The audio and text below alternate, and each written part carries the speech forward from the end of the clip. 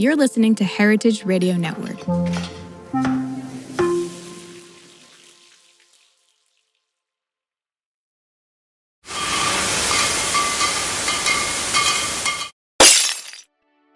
And I think working on the idea and really making sure it's very, very different and that the packaging is unbelievable and that the liquid is sensational and that your marketing materials are incredible is really going to make your job so much easier.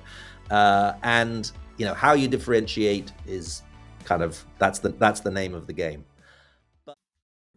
Welcome back to Business of Drinks, the podcast where we pull back the curtain on the strategies that are driving growth for some of the most compelling beverage brands.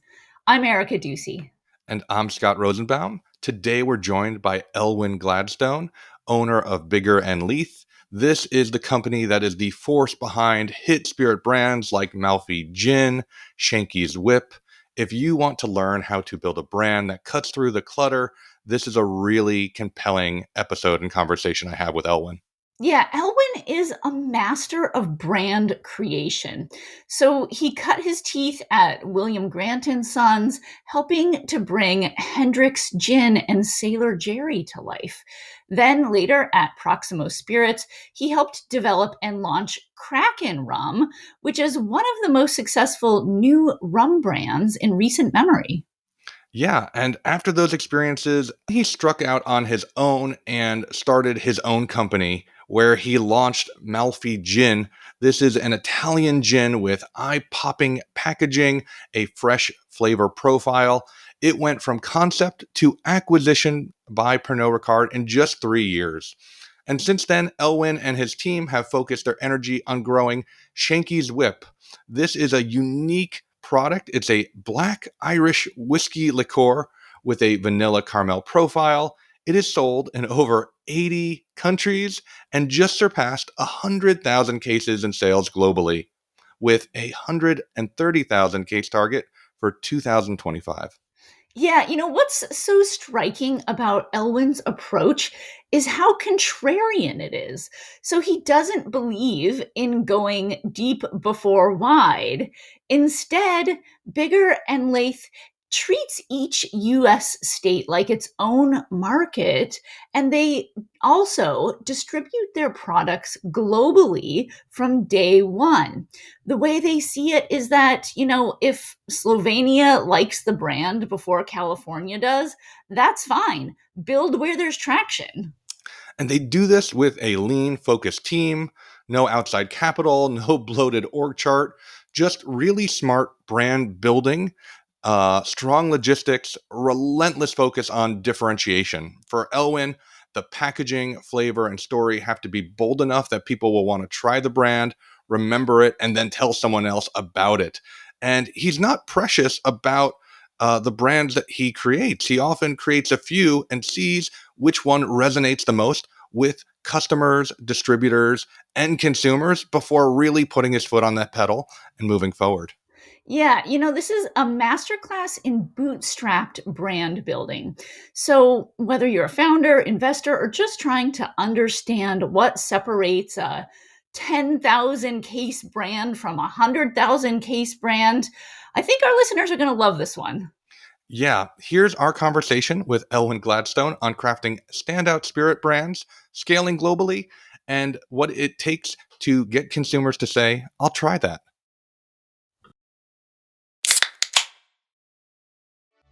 Newsflash. Two of the hottest packaging designers for the spirits industry, Martí Garces and Natalia Barankova, have recently launched Studio Garces, specializing in design for beverages. Now, they've worked at some of the top design agencies in Europe and have won the Next Gen Pent Awards. Studio Garces is on a mission to democratize bottle design. They believe that every spirits brand deserves custom bottles and unique branding, and they're committed to bringing these services to up-and-coming brands. So if you want to be part of the next wave of builders who realize that brand is what sells, reach out at hola@martigarces.es and check out their portfolio at martigarces.es. That's martigarces.es. And be sure to mention Business of Drinks for a free 30-minute consultation. This episode is brought to you by eBev 2025, the premier forum for beverage marketing leaders, happening May 28th through 30th at the Conrad in Indianapolis. Join the biggest names in alcohol, non-alc, and emerging beverage brands for high-impact conversations, cutting-edge insights, and unbeatable networking. If you're serious about growing your brand, this is the room to be in. Visit bevmarketing.org for more info. Elwyn, welcome to Business of Drinks. We are thrilled to have you with us. Thank you very much, Scott. It's an honor to be on your podcast. I listen to a lot of the episodes on my long drives that I do around the world, around the US, on trips where I go out selling Shankies and other things. I can't wait to hear all about it. Let's go back. Let's give our guests some context as to who you are and what you do. Right? If we rewind a while, we go back to 2001, right? 20 something years ago. You're head of new brands at William Grant & Sons, and it sounds to me like a dream job at a very exciting time in the drinks industry. Hendrick's had just launched 2 years prior. Tell me about your experience there and what you learned. Absolutely. So I have always worked in drinks all my career. At university, at college, I worked for a wine shop called Oddbins that used to be owned by Seagram's in the UK. And that's really where I got interested in wines and spirits and beer, was actually being on the shop floor and selling stuff. I then went to work at a family-owned company. I've always worked for family-owned companies. I went to work for a family-owned company called Bulmers that made Strongbow, and I was kind of in the production side. And previous to that, I did a viticulture enology degree at UC Davis, which is a fantastic institution. I was there 2 weeks ago, and they're planting agave, of all things, next to their vines. The vines are looking a little scared from all that agave being planted in California. So I started at William Grant & Sons 2001, as you say, very exciting time for the company. In fact, I worked in the UK branch of William Grant & Sons, and they'd gone through a series of brands, other than Scotch whiskey, brands that had kind of failed. So they had things like Litchfield Gin, Virgin Vodka from Richard Branson's vodka thing. And my job was actually kind of clearing out those old brands and then taking brands like Hendrick's Gin and Sailor Jerry, which were created by William Grant in the US, and getting them going in Europe and outside of the US. My business partner of now, Mark Teasdale, was working for William Grant over in the US, and he was the one really that kind of created Hendrick's Gin and Sailor Jerry and really got them going and was the big sort of new brand person. And what was so interesting now when you look back 25 years was one of the biggest challenges of getting some of those brands going at the time was convincing internally at William Grant that there was more to the business than just Scotch whiskey, and getting the kind of distributors to buy into them because they were kind of so small. But it was great lesson in that William Grant was family owned, obviously, an amazing company, very innovative, and there weren't a lot of people involved in decision making. So the new brand development was done by a very small number of people. And that is I think that is a key to success, and perhaps why some larger companies struggle with new brands or new to world brands, because it is not a committee mentality that makes them work. I think those are sentiments shared by David Gluckman, if I'm not mistaken, yes. as well. Yes, It is spirits designed by committee tend to have trouble taking off because they're kind of dulled around the edges as people make them a little less aggressive or interesting or innovative. Groups of one or two people can really go after something different. Were there any lessons for you in kind of translating these US created spirit brands, across the pond, so to speak. Yeah. So, I mean, both Sailor Jerry and Hendrick's, the ones that worked, were very, they have a sort of global appeal, right? What I learned, and I learned a lot of this from Mark, was, you know, being new brands have to have a major point of difference, and they have to be the packaging has to be exceptional, and that polarizes people, right? So their kind of differentiation freaks people out. Just going back to the committee thing, and again, that's why if you have a small number of people making a decision or one person making a decision, things are more likely to work. But I think those two brands did kind of have a universal appeal, and that was a big learning for me as I began to think of other new brands and create my own new brands. Was try and do things that don't just work in the US but could work in Turkey or South Africa or Japan or whatever. Absolutely. Absolutely. So, you cut your teeth at William Grant, and then after a number of years, you join Proximo Spirits as their senior vice president of marketing. And here you're responsible for marketing all Proximo, Jose Cuervo brands, right, for the US and Canada. So, what did you learn that might have influenced your thinking here, not from the innovation side, but from the marketing side when it comes to new brands? Yeah. So Proximo was sort of family owned company again, the Beckman family, who are very, very clever, and they've had a huge amount of success. Very nice people to work with. They at the time, Proximo didn't have Jose Cuervo. Jose Cuervo was with Diageo, and in fact, it was marketed by a completely separate company. It's very well. You know the story there. So we kind of worked on 1800, and again learned a lot through the packaging of it, making the packaging more premium. We did some cool TV ads with Michael Imperioli from The Sopranos. So a lot of really interesting, kind of very differentiated ideas. And then we created this brand called Kraken Rum. Captain Morgan's obviously a huge brand. Kraken was kind of one of a kind in terms of its packaging was very differentiated. The name was cool. It had very sort of oldie worldy packaging. It was strong tasting.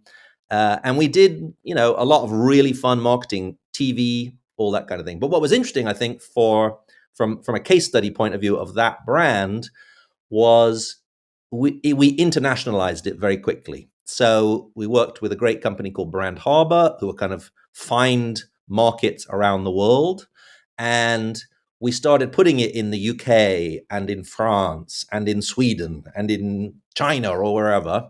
And it really took off.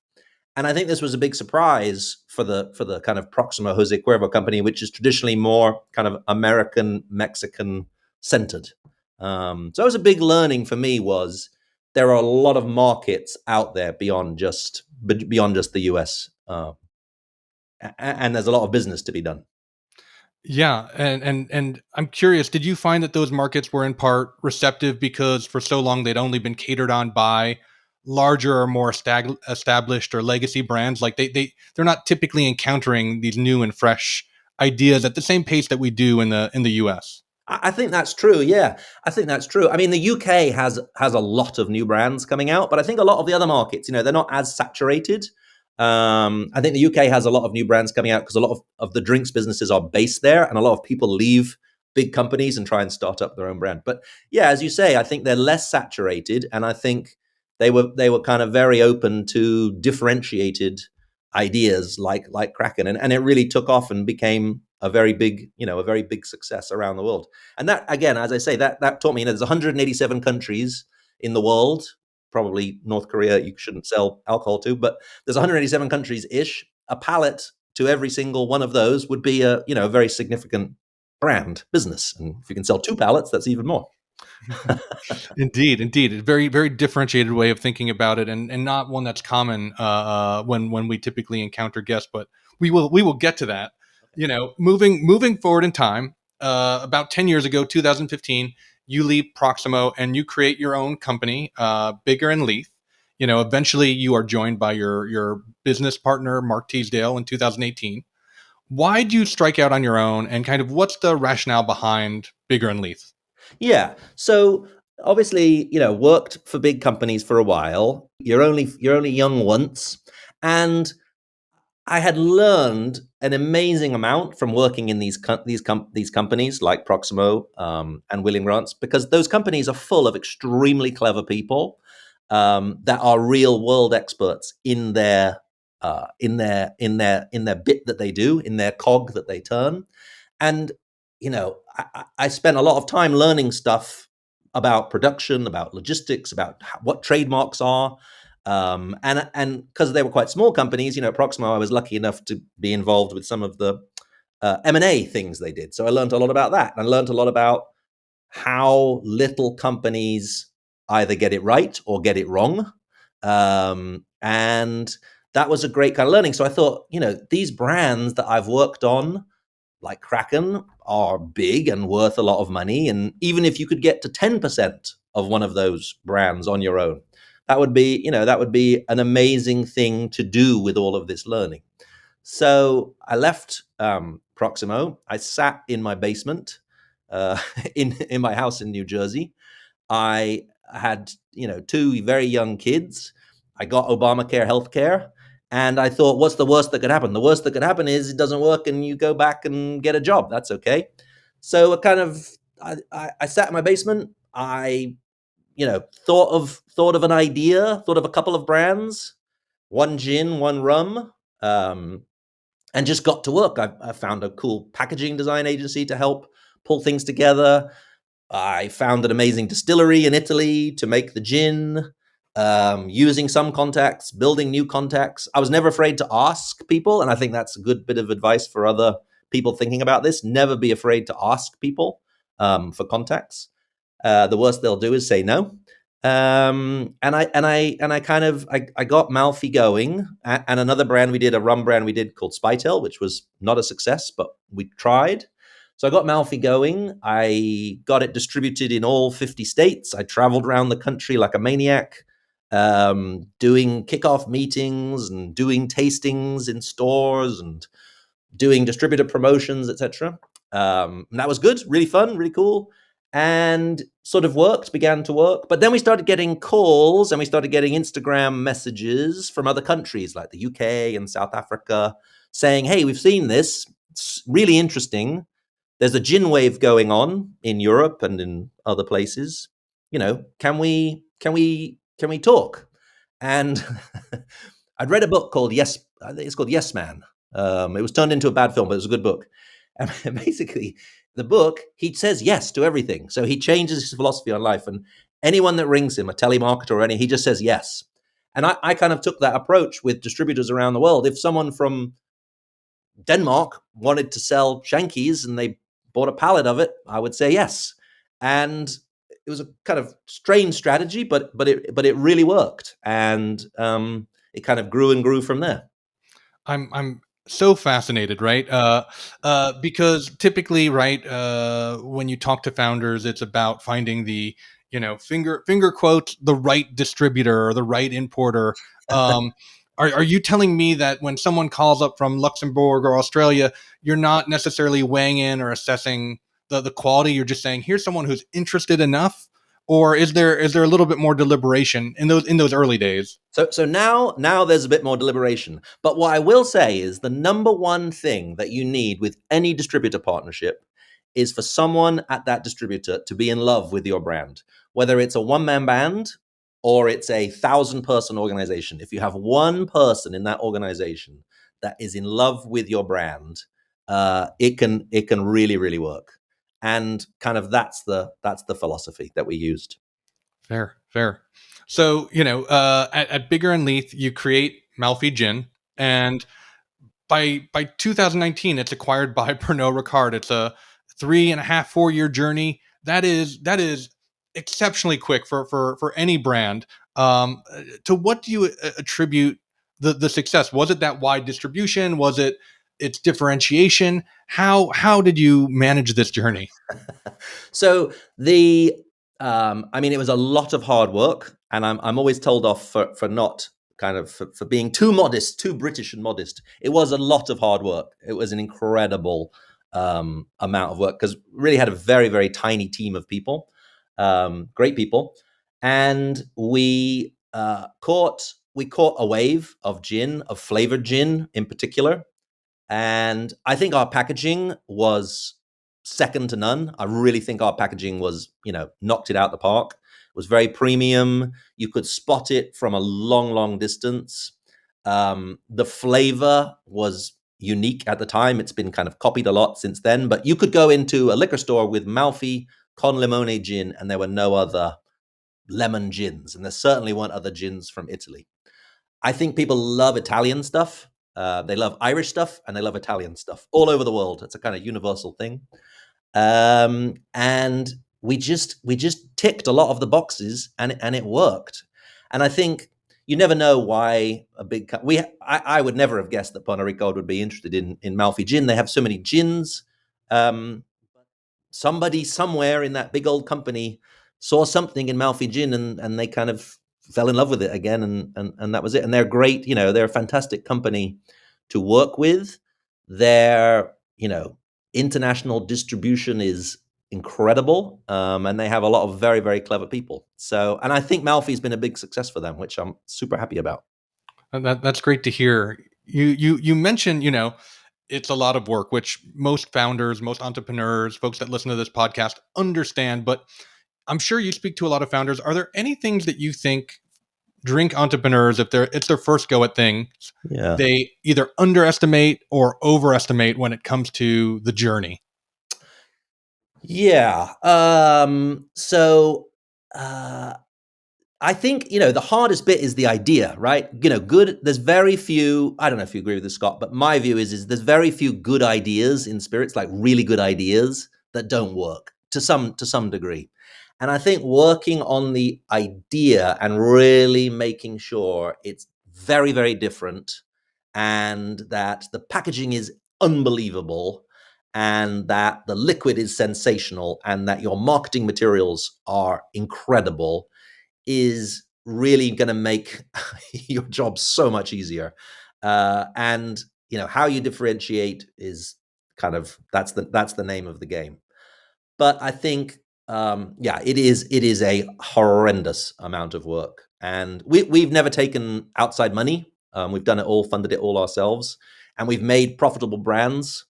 Malfy was profitable very quickly, but I think if you also add in taking investment from outsiders, you're then getting another layer of stress and difficulty, and that's something I've never had to deal with.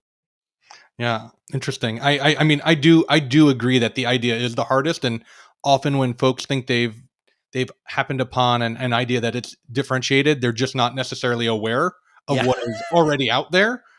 Spend more time out in the market, speaking with bartenders, speaking with consumers. Yeah.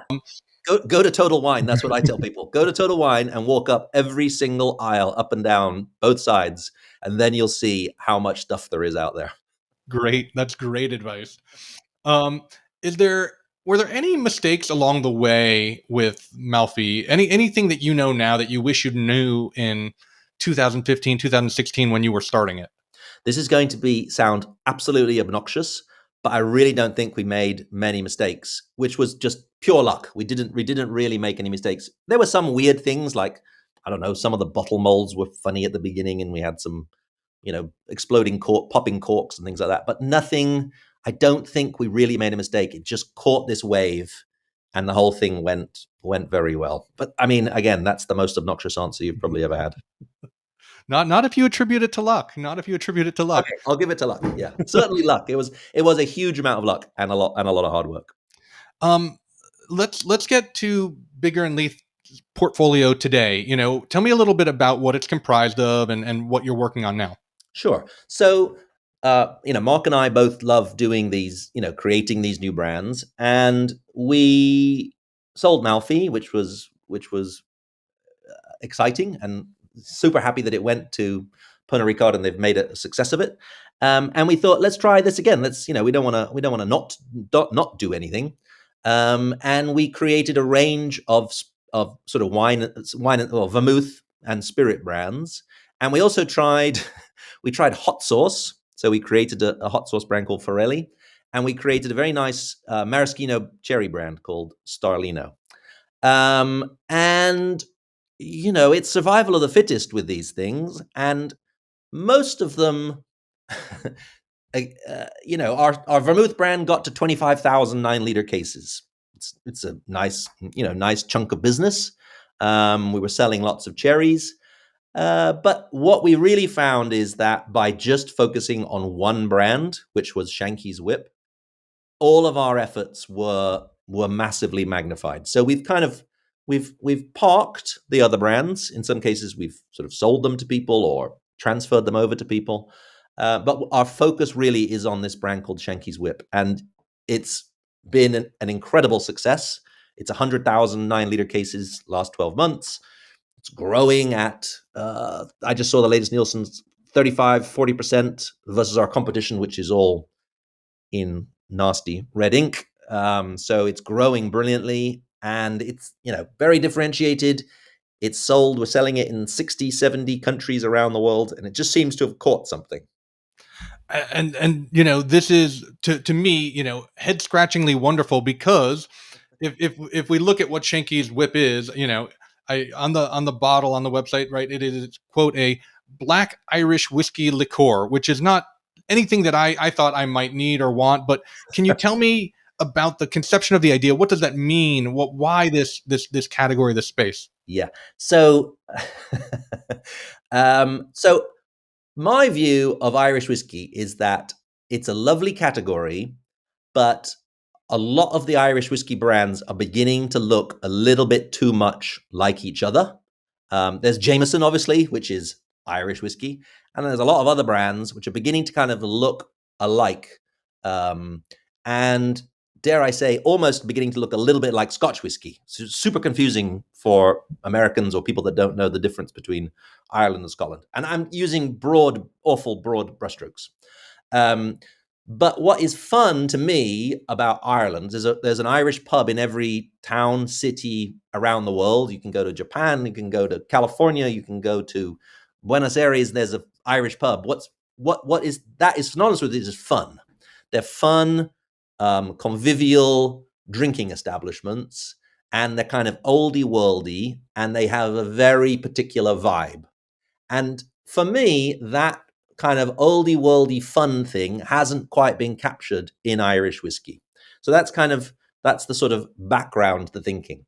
And then I think one of the problems with not Irish whiskey, with whiskey in general, Scotch whiskey, Irish whiskey, whatever you want, American whiskey, is that there is quite a big barrier in the taste. You have to convince yourself that the taste of whiskey, again, I'm using awful broad brushstrokes, but you have to kind of convince yourself that the taste of whiskey is nice, whether that's you're graduating from IPAs, where you learn that sort of bitter flavor. But people really don't automatically like Irish whiskey if they've never tried it before, or American whiskey or Scotch whiskey if they've never tried it before. What they do like, what people universally like, is they like vanilla, they like caramel, and they like darker spirits. And so in terms of liquid, we created this delicious liqueur brand, which is made from Irish whiskey, caramel, vanilla flavor, and vanilla infusion, and it has sugar in it, which makes it a liqueur. And we can taste consumers, we can taste buyers on that product, warm, cold, however you like it, and they like the taste of it. And they like the taste of it so much that a portion of them go out and buy it. And that is such a shortcut to kind of growing the brand, versus trying to convince people my Irish whiskey is double distilled and it comes from the East Coast and the seaweed influences the barrels and all that kind of thing. There's nothing wrong with that. It just takes much longer. It does seem like a shortcut. Everyone talks liquid to lips, right?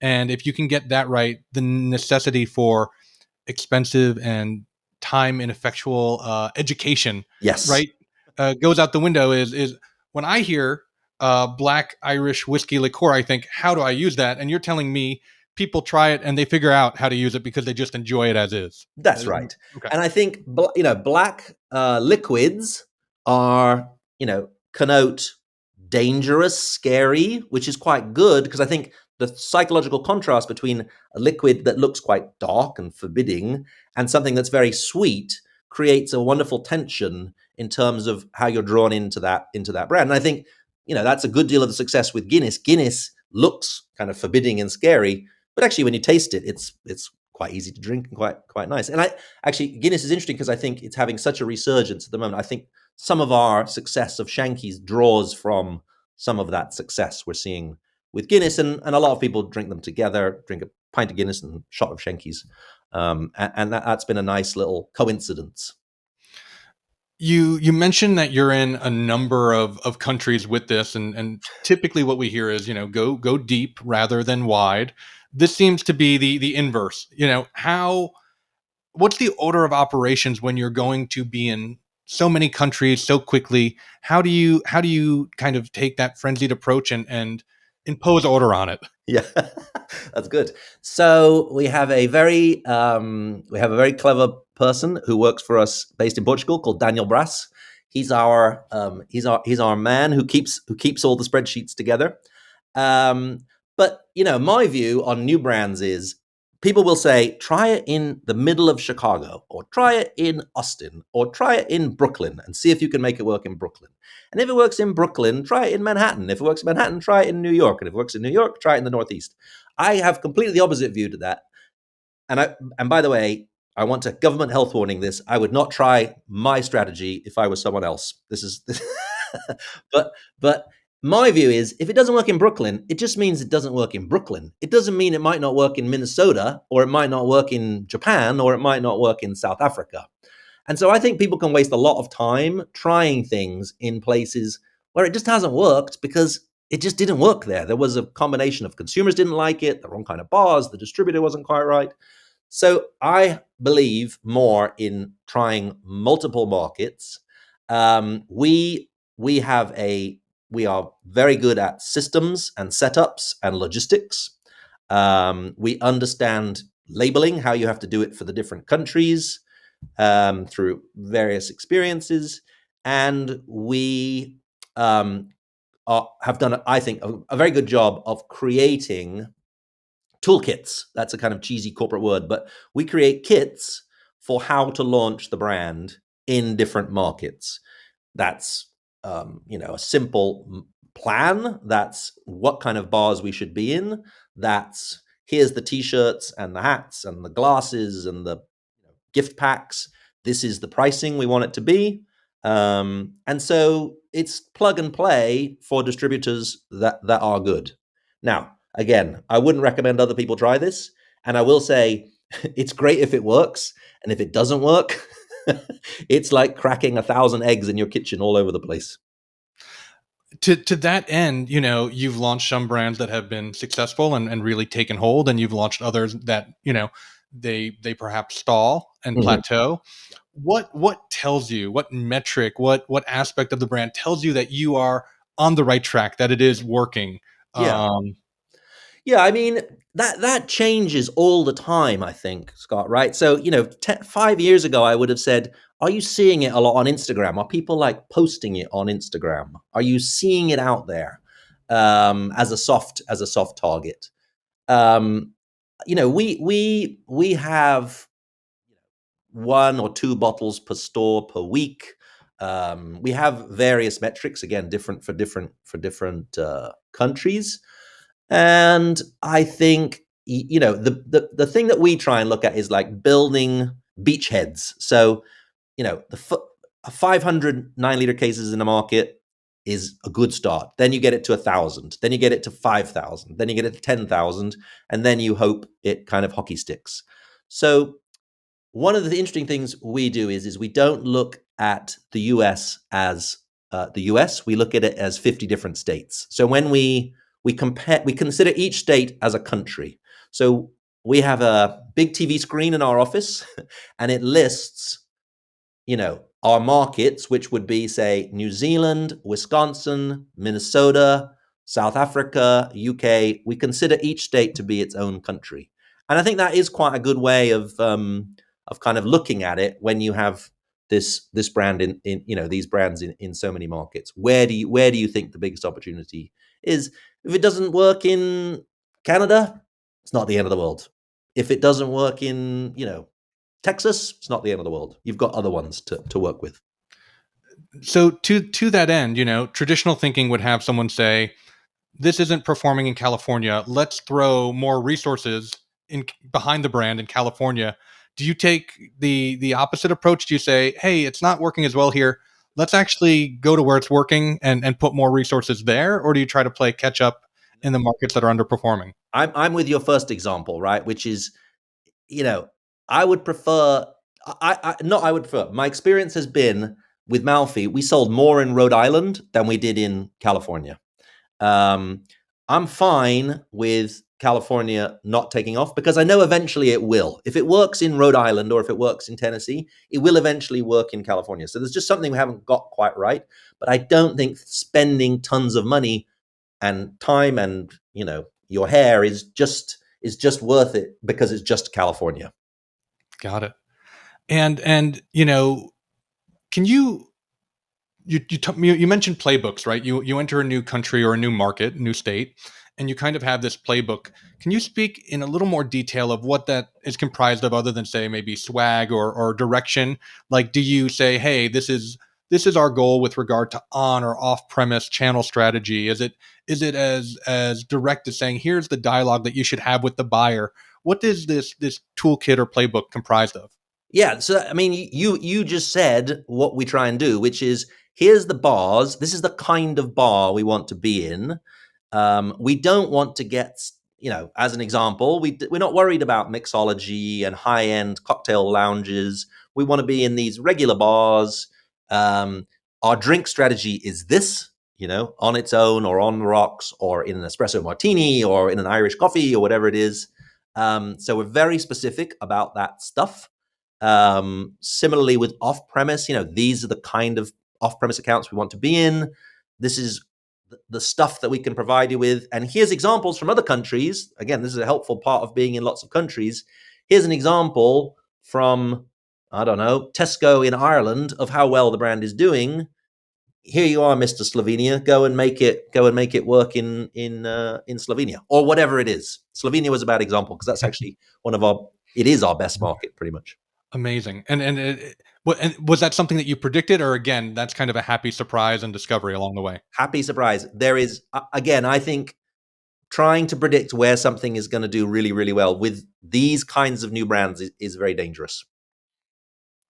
So, having launched and built a brand that scaled and sold to a multinational before, is there anything different this go around? Any discoveries with Shanky's that you're essentially like, wow, we really were lucky, and maybe we've got to do something different this time in growing the brand? Yeah, I mean, it's a very different brand. It is not like Malfy at all. It is a different consumer type. It's a different kind of segment. It's different kinds of accounts. There was a gin wave. There's no black Irish whiskey liqueur wave going on right now. The whole industry is kind of in a bit of a fluff at the moment. So there's lots of learnings from how we did Malfy. And we have we have a much longer view of it.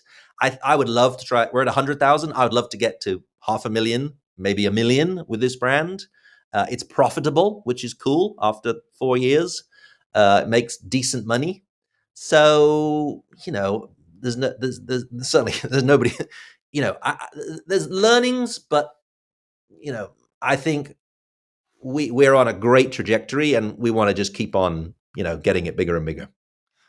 So to that end, your team, it seems to be pretty lean, pretty focused. Like, it's not, as I understand it, common for people to build 100,000 case or 500,000 case brands with few people. How do you navigate that, and what again is the thinking behind that? Yeah, so I mean, I come back to the idea. The idea of the brand really does carry you a long way. We have a fantastic team based in our office in Montclair, New Jersey. A guy called Dominic does our operations. Dylan, Daniel do our sales and marketing. We have one salesman based in the Midwest called David again, and then we have a fantastic guy out in Portugal called Daniel. They all begin with D, which is easy and complicated. I don't think you need masses and masses of people to do this. I think you need really smart people, and you need people that love the brand, and you need to be highly organized and create systems that allow you to do it that way. That's my philosophy.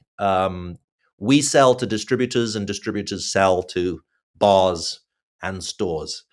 And maybe we need more people in the US to go out and knock on doors. That's something we're certainly looking at, and trying that a bit.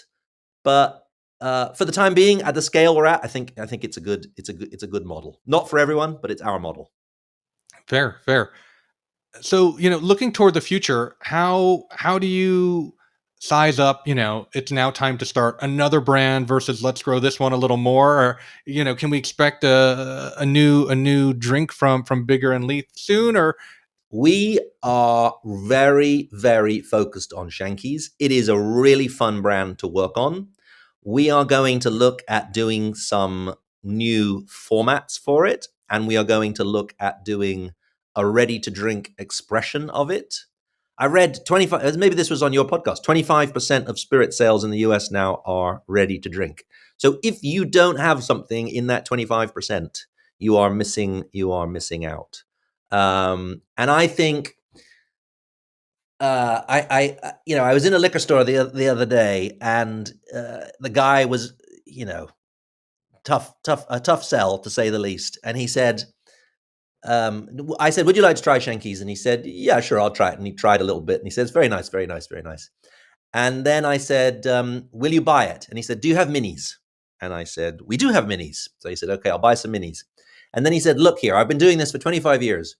Everything around my counter, i.e. miniatures and, smaller stuff, is doing really, really well. Vodka seltzers, etc. That's doing really, really well.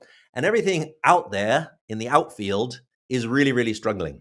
So, while we're doing great, I think there's tons of innovation in small format, easy to consume, single serve, whatever you want to call it. I think that's a really interesting space, not just for our brand, but for wine and spirits and beer and everything. Absolutely. I've seen others echo those sentiments, right? They mean that it's potentially more accessible to consumers, right? Proportionally, they might spend more, even though it's a smaller size. Very, very exciting. Well, Elwyn, thank you again. We'd like to conclude with a common question we ask everybody these days, which is, someone comes up to you, a drink entrepreneur, someone who's interested, and they say, hey, listen to the podcast. This was great, but where can I go from here? They want a recommendation. Could be a book, a movie, a class, a person to follow on LinkedIn or Instagram. Doesn't have to be, drinks related. Who or what do you recommend provide the greatest insight to this individual? Yeah, I was thinking about. I sometimes wonder, business books are they a bit like diet books in that they kind of state the obvious, which is eat less, do more exercise, or that they sometimes worry me when I read through business books. I mean, I think for doing for trying to understand how to be a drinks entrepreneur, you kind of do have to go and spend a lot of time with salespeople in big liquor stores just to understand the magnitude of the difficulty of differentiating your brand from all the others. I look for inspiration for packaging and ideas in old books and magazines and antique stores, because this is an awful thing to say, but I kind of do think everything has been invented. We just have to reinvent it and put a new spin on it. And that's kind of what I feel. And I also think, you kind of just have to go and do it. You have to go and try. Again, that's maybe not very helpful, but people do say, I want to study this. I want to understand how you do it. But really the way to get good at it is just to go and do it and try it and figure it out and don't take no for an answer. I love it. Get your hands dirty. Well, Elwyn Gladstone of Biggar and Leith, thank you so much again for joining us on Business of Drinks. It was a pleasure having you. Great. I really enjoyed it, Scott. Thank you so much. And now, a word from our sponsor. Is your drinks brand looking to start or expand import and distribution? Whether you're seeking to enter new markets or you're unhappy with a current distributor and desiring a better fit, you should know about Swig Partners. Founded by industry experts Eric Siegelbaum and Amy Troutmiller, Swig takes the guesswork and the legwork out of distribution strategy. Swig helps brands and distributors find the right fit for long-term relationships and sales success. US-based importers and distributors should reach out too. With Swig, they can explore new products for free. And brands? You can get $100 off by mentioning Business of Drinks. Find out more at swigpartners.com/business of drinks. That's swigpartners.com/business of drinks. Here we are at last call, and today we are talking with Sean O'Leary of the O'Leary Group, who is a prominent beverage alcohol lawyer. Thanks so much for coming on Business of Drinks, Sean.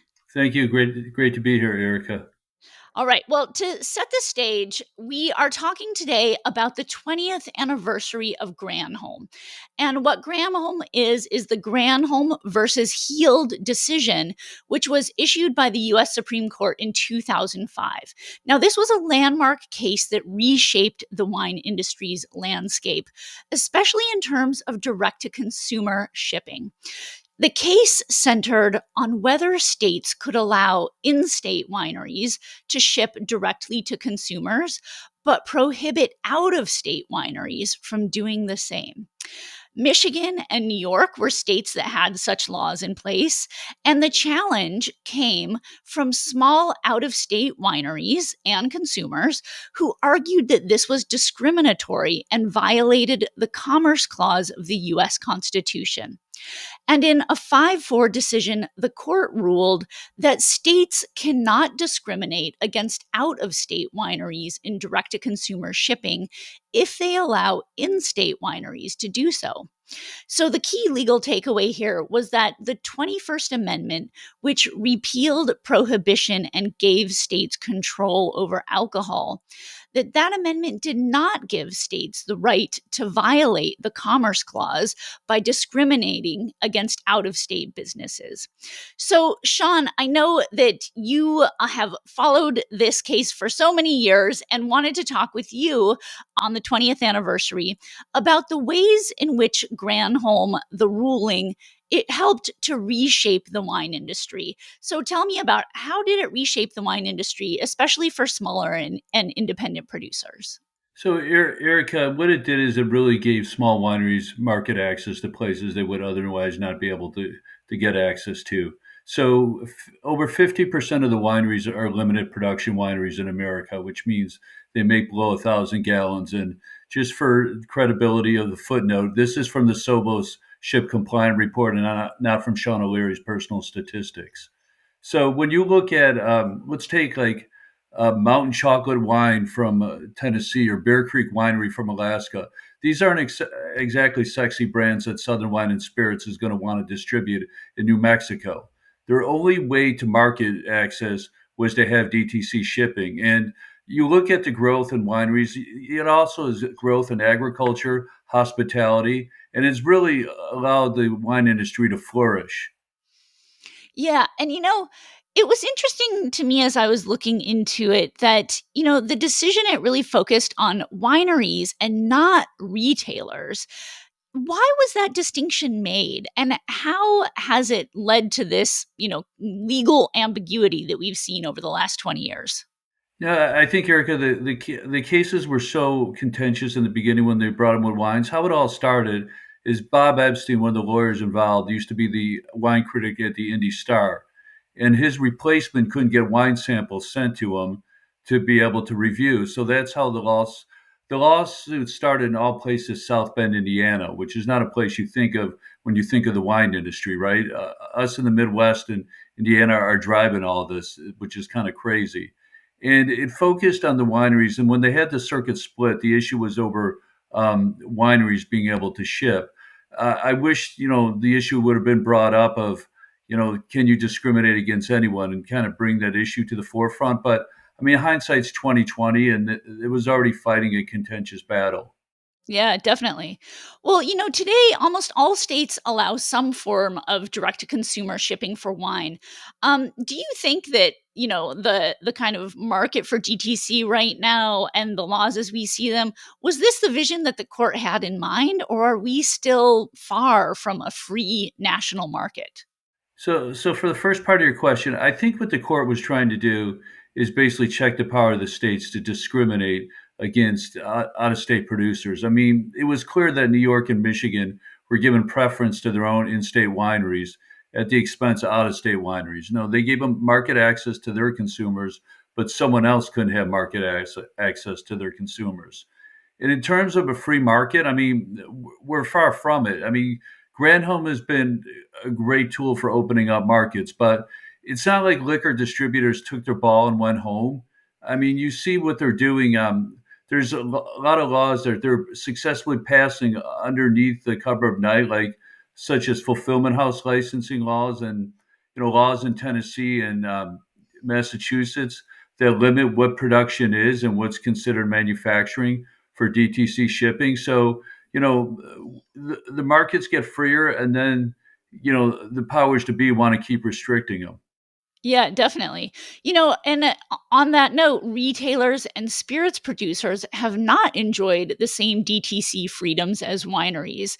Are there any promising legal or legislative movements to change that? So in New York and California, there's been allowed intrastate DTC shipping for spirits producers, but we have to caveat it's still not interstate, so people are shut out of the market from out of state. Unfortunately, we had a DTC spirits bill fail in Hawaii, which is beyond ridiculous because it's not like someone from Hawaii could drive across state lines and get some spirits they like in Nebraska, right? And again, you get this propaganda spread by the wholesale lobby that somehow this is going to lead to more underage drinking and alcohol abuse, and it's going to be like the Wild West.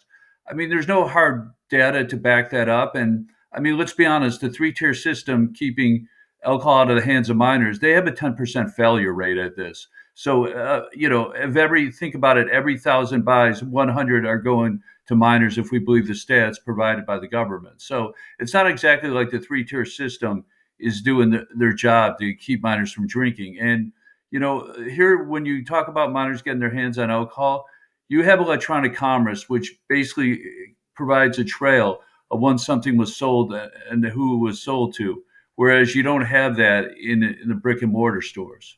Yeah, definitely. All right. Well, looking ahead, what are the key legal issues or trends that alcohol brands and founders should be keeping their eyes on with regards to this issue over the next several years?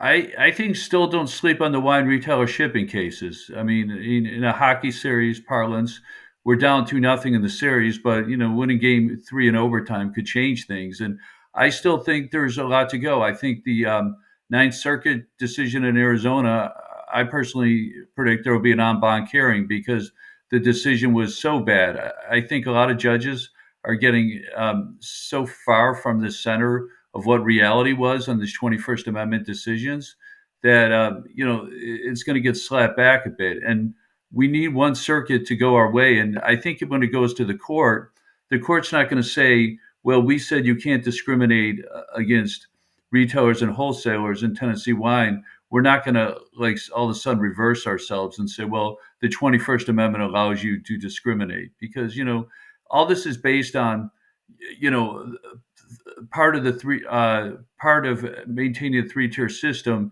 is having an in-state wholesaler presence. But there's 18 states that have wine retailer shipping and still maintain the three-tier system. And the three-tier system was about separating tiers and making sure there wasn't a tied house in the state, not keeping people from buying stuff. Because if I want to walk across the state line to Kentucky, I can go buy something and walk it back. It's basically the matter of shipping. So how I purchase really doesn't matter. Yeah, yeah, absolutely. All right. Well, that's a lot for our listeners to keep their eyes on. Do not sleep. If you're a producer, do not sleep on these cases. Pay attention to what is coming down both legal and legislative pipelines here. And you can do that. What's the best way for people to stay abreast of what's happening in this space? No, I will look at your updates. If something's really major, I'll have an irishliquorlawyer.com. And then I would look at Mark Brown newsletters, Wine Spirits Business Daily, publications like that. And the other cases is the direct to retail cases. So wineries in California can sell to retailers, but out of state wineries can't sell to California retailers. So even though it's not a DTC consumer case, that's another case to actually watch too. All right. Well, Sean, thank you so much for coming on the Business of Drinks. To follow Sean online, look for him on LinkedIn. It's Sean O'Leary of O'Leary Group, otherwise known as the Irish Liquor Lawyer. Thank you, Thanks, Sean. Erica.